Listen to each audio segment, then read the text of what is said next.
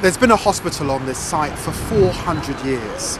I think of many people in my family who've worked at this hospital as nurses. My kids were born here.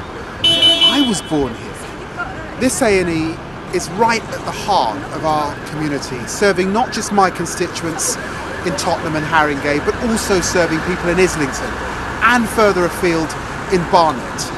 Our A&E is important to us. It's the heart of the hospital. It's where the elderly come when they're really in need. It's where children come and where parents sit with young people. It's where many people find their way because of problems on a Saturday evening. And I want to support the doctors, the nurses, the porters, all the staff here, and I'm sure so do you. So join our campaign, send a powerful message to the bureaucrats in central London, save the Whittington A&E.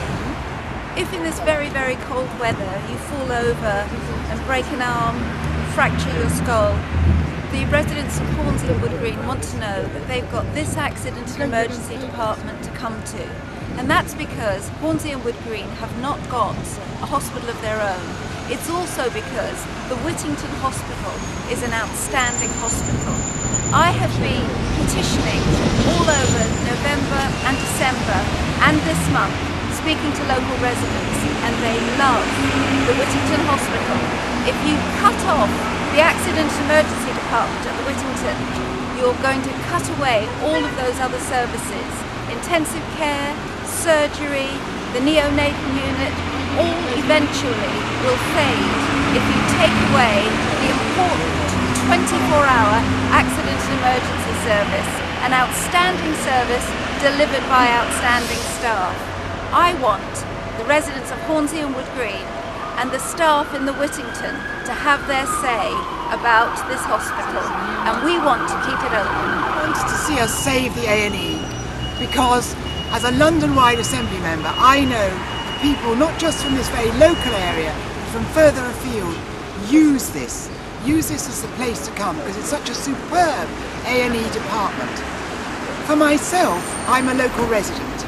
I've lived in this area for almost 40 years, and I have brought countless people here, not just people in my family, not just come here myself, not just used it myself. I mean, I was here very recently for my routine breast cancer screening.